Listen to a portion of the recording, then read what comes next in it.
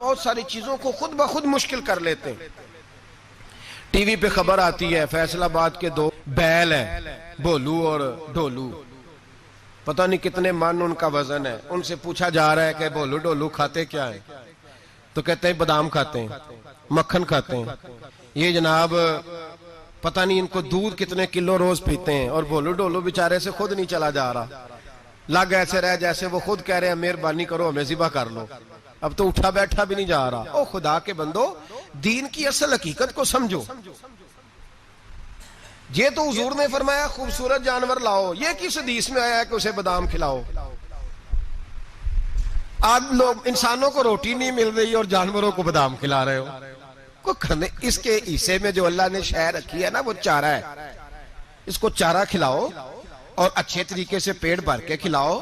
جانور کو پیٹ بھر کے چارہ کھلایا جائے تو جتنی اس کی طبیعت ہوتی ہے اس حساب سے وہ صحت مند ہو جاتا ہے۔ باقی یہ تو آپ کسی شخص کو اتنا کھلا دیں کہ اس کا پیٹ اتنا بڑا ہو جائے، پھول جائے، تو وہ بیچارہ تکلیف میں آئے گا کہ نہیں آئے گا؟ یہ کس قسم کا ماحول ہے؟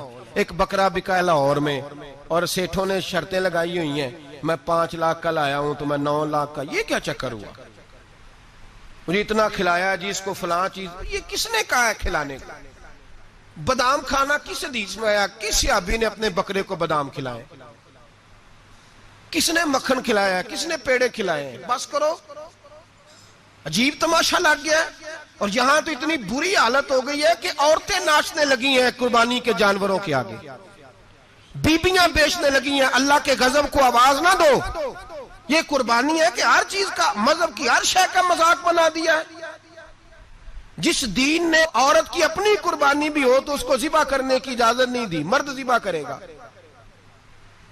جو دین کہتا ہے کہ عورت ذبح نہیں کرے گی، وہ عورت بیچ سکتی ہے اللہ کے جانور؟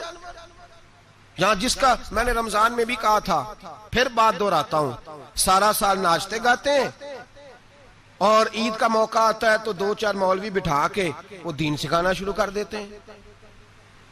کوئی پتہ ہی نہیں، کوئی خبر ہی نہیں۔ جس بوتل میں کل تک شراب بک رہی تھی اسی میں دودھ پلاؤ گے؟ جس برتن میں کل تک پیشاب تھا اس میں آج لوگوں کو شہد پلاؤ گے؟ بس کرو، یہ مذاق نہیں، یہ رسول اللہ کا دین ہے۔ نبی پاک سید عالم صلی اللہ تعالی علیہ وآلہ وسلم نے کوئی ذمہ عورت کے کوئی چیز نہیں لگائی ایسی جس میں اسے مردوں کے ساتھ شامل ہونا پڑے، اور عورت سمجھ ہی نہیں رہی کہ یہ اس کی تذلیل ہے، عزت نہیں۔ صابن بک رہا ہے تو ساتھ بی بی کھڑی ہے، شیمپو بک رہا ہے تو عورت اس کی جو ہے وہ ایڈ دے رہی ہے۔ یہ عزت ہے عورت کی؟ رسوا کر دیا تم نے ہر شے میں عورت۔ اب قربانی کا جانور بھی بی بی بیچے گی؟ غیرت کہاں گئی اس قوم کی؟ میرے رسول پاک سرور دو عالم صلی اللہ تعالی علیہ وسلم کو کسی نے آ کے کہا فلاں قبیلے کے لوگوں نے عورت کو سربراہ بنایا ہے، عورت کو آگے لگا لیا ہے۔ فرمایا تباہ ہو گئے وہ لوگ، انہوں نے عورتوں کو اپنے آگے پیشوا بنا لیا۔ جس رب نے عورت کو نبوت نہیں دی، امامت کرنے کا حق نہیں دیا، کس چکر میں لوگ پڑ گئے؟ 5 لاکھ کا جانور کس لیے لائے ہو؟ 5 لاکھ کا تفاخر کے لیے، دکھانے کے لیے؟ تو اگر 50,000 کا 60,000 کا بھی جانور لاتا تو اچھا آ جاتا، اور 50,000 کا جانور لائے تو 5 لاکھ میں کتنے آتے ہیں؟ بولے تو 10 جانور ذبح ہوں گے تو کتنے غریبوں تک گوشت جائے گا، کتنے گھروں کا بھلا ہوگا؟ ہر چیز کا چکر الٹا کر دیا گیا ہے۔ اور یہ صرف حج کے لیے ہوتی تو میرے رسول پاک ہر سال قربانی نہ کرتے، اور میرے نبی پاک قربانی دینے کا حکم۔ ایک اور بات بڑی لوگ پوچھنے لگے، کہتے جی گائے کی ہوتی ہے، بھینس کی بھی ہوتی ہے کہ نہیں؟ چلو جی اب نئی بات نکل آئی۔ حدیث پاک میں لفظ آیا اونٹ کا، نبی پاک نے فرمایا بکرا 1 سال کا، گائے 2 سال کی، اونٹ 5 سال کا۔ حدیث میں لفظ آ گیا اونٹ کا۔ اب کو بندہ کہے پہلے بتائیں نر کا کہ مادہ کا، تو میں کدھر سے آپ کو حدیث نکال کے دوں جس میں نر بھی اور مادہ علیحدہ علیحدہ ہو؟ حدیث پاک میں ذکر آ گیا دمبے کا، مینڈے کا۔ اب باقی جو سارے جاگ رہے ہیں نا، اب غور فرمائیں، باقی ایک بکرا ہے، ایک چھترا ہے، ایک دمبا ہے، ایک دیسی بکرا ہے، ایک پہاڑی بکرا ہے، تو علیحدہ علیحدہ لفظ کہاں سے نکال کے دیے جائیں؟ یہ ساری انواع ہیں، اقسام ہیں، نوع ہیں۔ اسی طرح بھینس بھی گائے کی ایک قسم ہے، امام اعظم ابو حنیفہ فرماتے ہیں النوع منہ، یہ اس کی ایک قسم ہے، نوع میں سے ہے، گائے کی نوع میں سے ہے۔ آپ عام لفظ بولتے ہیں تو کہتے ہیں بکرا چترا گائے بھینس، عام لفظ ہے نا، تو جب گائے کہہ دیا تو اب کو بندہ کہے گائے آیا تو پہلے بتائیں گائے تو ہے تو اس میں بیل شامل ہے کہ نہیں؟ تو گائے کی جتنی قسمیں ہیں نا ہمارے محدثین بھینس کو گائے میں شامل کرتے ہیں، بھینس گائے کی ایک قسم ہے۔ تو نبی پاک صلی اللہ علیہ وسلم نے جب گائے کا لفظ استعمال کیا تو بھینس اس کے اندر آ گئی۔ تو اگر گائے کی قربانی جائز ہے تو بھینس کی قربانی بھی جائز ہے، اگر بیل کی قربانی جائز ہے تو کٹے کی قربانی بھی 100% جائز ہے، اس کے اندر 7 حصے ڈالے جائیں گے، اسے قربان کیا جائے گا، یہ جائز ہے۔ اگر آپ صریح لفظ نکال کے دکھانے کو کہیں گے تو پھر تو بڑی چیزوں میں لوگ الجھ جائیں گے، پھر کیسے نکالا جائے گا خسی کی جائز ہے کہ نہیں، جو خسی نہیں اس کی جائز ہے کہ نہیں، فلاں کی۔ تو ان تفصیلات، ہاں بہت ساری چیزوں کی تفصیلات حدیث میں ہیں لیکن ساری چیزوں کی موجود نہیں۔ اس لیے میرے عزیز یاد رکھیں، بھینس کی قربانی بھی ہوگی، گائے کی بھی ہوگی، بیل کی بھی ہوگی، کٹے کی بھی ہوگی، جن کی نہیں ان کی نہیں۔ ہم نے کبھی کہا ہرن کی قربانی بھی ہوگی یا مرغی کی قربانی بھی ہوگی۔ تو حدیث مبارکہ کے اندر جو چیزیں موجود ہیں ان کی جتنی اقسام ہیں ان سب کی قربانی کرنا ہاں جائز ہے۔ اور میرے نبی پاک صلی اللہ علیہ وسلم نے فرمایا جانور خوبصورت ہو، لنگڑا نہ ہو، کانا نہ ہو، زخمی نہ ہو، خوبصورت جانور لاؤ، اس کو لا کے ذبح کرو۔ لوگ کہتے ہیں چلو اتنے پیسے اللہ کے راستے میں دے دیں، تو یہ کافی نہیں کافی۔ مسلم شریف میں، بخاری شریف میں میرے نبی پاک سید عالم صلی اللہ تعالی علیہ وسلم نے فرمایا 10 ذی الحج کو اللہ کی نظر میں ابن آدم کا سب سے پسندیدہ عمل، لیکن نا 10 ذی الحج کو، کل 10 ذی الحج ہے تو بڑے کام ہوں گے، فجر کی نماز بھی ہوگی، تکبیرات تشریق بھی پڑھی جائیں گی۔ آج فجر سے شروع ہو گئی نا، 9 کی فجر سے لے کر 13 کی عصر تک تکبیرات تشریق پڑھی جائیں گی۔ اللہ اکبر، اللہ اکبر، لا الہ الا اللہ واللہ اکبر، اللہ اکبر وللہ الحمد، اللہ اکبر، اللہ اکبر، لا الہ الا اللہ واللہ اکبر، اللہ اکبر وللہ الحمد، اللہ اکبر، اللہ اکبر، لا الہ الا اللہ واللہ اکبر، اللہ اکبر وللہ الحمد۔ کوشش کریں جب بھی پڑھیں 3 بار پڑھیں۔ تکبیرات تشریق بھی پڑھی جائیں گی، فجر کی نماز بھی کل ہوگی، عید کی نماز بھی ہوگی، لوگ اور بھی کوئی ذکر اذکار کریں گے، لیکن میرے نبی پاک صلی اللہ علیہ وسلم نے فرمایا 10 ذی الحج کو اللہ کو اپنے بندے کا جو کام سب سے زیادہ پسند ہے وہ یہ ہے کہ وہ اللہ کے راستے میں جانور کا خون بہائے۔ حالانکہ نمازیں بھی ہیں، اذکار بھی ہیں، تکبیرات بھی ہیں، سارا کچھ ہے، پر اللہ کو سب سے زیادہ کیا پسند ہے؟ جانور کو قربان کرنا۔ یہ اللہ کو بڑے خوبصورت لفظ نبی پاک علیہ السلام نے فرمایا قربانی کا جانور قیامت کے دن اپنے سینگوں اور کھروں سمیت آئے گا، اور جس نے قربانی کی ہوگی اس کی بخشش کروا کے اسے جنت میں لے کر جائے گا۔ تو فرمایا ابن آدم کا سب سے پسندیدہ عمل یہ، سب سے پسندیدہ، کہ وہ 10 ذی الحج کو قربانی کریں، کوشش کریں خود ذبح کریں اپنا جانور۔ یہ حضور کی سنت ہے۔ یہ نہ ہو سکے تو نبی پاک صلی اللہ علیہ وسلم نے اپنے ہاتھوں سے ذبح کرنے لگے حضرت فاطمہ کا جانور، تو فرمایا فاطمہ ادھر آ کے اس کے پاس کھڑی ہو جاؤ، میں تمہارا جانور ذبح کرنے لگا ہوں۔ اپنے جانور کے پاس کھڑے ہوں۔ میرے جو بھائی ذبح کرنے کا کام کرتے ہیں نا، قصاب ہم کہتے ہیں، سارے قصاب نہیں ہوتے، بہت سارے لوگ یہ سعادت حاصل کرتے ہیں اور بڑے نیکی کا کام کرتے ہیں، اللہ انہیں بڑی بہترین جزا عطا فرمائے گا، بڑا خیر کا کام کرتے ہیں، لیکن چونکہ رش ہوتا ہے ایسے لوگوں کے پاس، تھوڑی جلدی بھی ہوتی ہے، پہلی تو کوشش کریں تکبیر خود ڈالیں، یہ نہیں ہو سکتا تو قریب کھڑے ہوں۔ ہمارے ہاں ایک رواج یہ بھی ہے کہ 2 بندے ہاتھ رکھتے ہیں، ذبح وہ کر رہا ہوتا ہے تو جس کی قربانی ہوتی ہے اس کو کہتے ہیں تو بھی ساتھ ہاتھ رکھ، ہوتا ہے نا جی بہت ساری جگہوں۔ اب حکم یہ ہے شریعت اسلامیہ کا کہ جب جانور ذبح کریں گے تو پڑھیں گے بسم اللہ اللہ، بسم اللہ اللہ۔ ہاں نبی پاک صلی اللہ علیہ وسلم نے لمبی دعا پڑھی، صحابہ بھی لمبی دعا، انی وجہت وجہی للذی فطر السماوات والارض حنیفا وما انا من المشرکین، یہ بھی پڑھا۔ اور پھر میرے رسول پاک صلی اللہ علیہ وسلم نے یہ بھی کہا کہ اللہ میری طرف سے قبول فرما، میری امت میری اہل بیت کی طرف سے قبول فرما۔ صحابہ جب جانور ذبح کرنے لگتے پہلے یہ دعا پڑھتے، پھر کہتے اللہم تقبل منا کما تقبلت خلیل کا ابراہیم علیہ السلام وتقبلت حبیب کا محمد صلی اللہ علیہ وسلم، اے اللہ ہم سے بھی قبول فرما جیسے تو نے حضرت ابراہیم سے قبول فرمائی اور جیسے اپنے حبیب حضرت محمد صلی اللہ علیہ وسلم سے قبول۔ یہ ساری دعا پڑھیں، اور جب جانور ذبح کرنے لگے تو پھر پڑھیں بسم اللہ اللہ بسم اللہ اللہ۔ اچھا، دو آدمیوں نے ہاتھ رکھا ہوا ہے، دو آدمیوں نے، اب اگر ایک نے بھی نہ پڑھی بسم اللہ اللہ اکبر تو جانور حلال نہیں ہوگا، دونوں کو پڑھنا پڑے گا۔ یہ مسئلہ یاد رکھیں۔ ایک اور بات بھی بتانی ہے آپ کو، وہ بھی آپ نے یاد رکھنی ہے۔ قربانی کے بڑے جانور میں کتنے حصے ہوتے ہیں؟ 7۔ اب 7 حصوں میں 7 کی نیت قربانی کی ہونی چاہیے، 7 کی۔ 6 حصے ڈال گئے، جو چلے تھوڑے سے زیادہ امیر لوگ نہیں تھے، نارمل تھے، انہوں نے 6 حصے ڈال لیے۔ 7واں امیر آدمی تھا، اس کو جا کے کہا یار ایک حصہ نہیں مل رہا، تو چل تو نے تو 2-3 بکرے لیے ہوئے ہیں، تو بھی شامل ہو جا۔ اس نے پہلے تو کہا نہیں یار میں نے اب لے لی ہیں، پھر جب اصرار کیا تو کہا چلو ٹھیک ہے بڑے گوشت کا قیمہ کرا لیں گے۔ تو اس طرح کرو، ڈال لو میرا بھی حصہ۔ اب 6 کی نیت قربانی کی، 7ویں کی گوشت کی، کسی کی بھی قربانی نہیں ہوگی، گئے سارے۔ اب اس کے لیے شرط کیا ہے کہ اس کو بھی آپ، اصل میں ہمیں مسائل نہیں آتے، نہ ہم سیکھتے ہیں نہ پتہ کرتے ہیں، پھر خرابی ہوتی ہے۔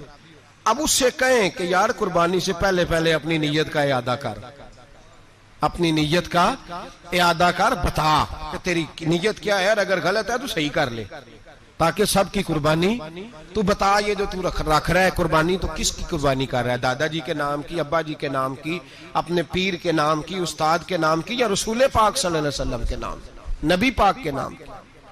اس سے پوچھیں، اور جو وہ نیت بتائے اس نیت کی دعا ہوگی، اس کی طرف سے کہا جائے گا اے اللہ اس کی طرف سے اسے قبول۔ میری بات کی سمجھ آ رہی ہے میرے عزیزوں کو؟ اور اس ارادے کے ساتھ قربانی، اگر ایک کی بھی نیت خراب ہو گئی تو مسئلہ بگڑ گیا۔ اس لیے ان مسائل کو، اور نبی پاک کے نام کی جو قربانی ہوگی، سبحان اللہ۔ میں کرامات کا زیادہ قائل نہیں، ہم کرامات کے نہیں کیفیات کے قائل ہیں، کیفیات کی، اور دین ویسے بھی لفظوں کا نام نہیں کیفیت کا نام ہے۔ میرے ایسا فرمایا کرتے تھے ہم کرامت سے زیادہ کیفیت کے قائل ہیں۔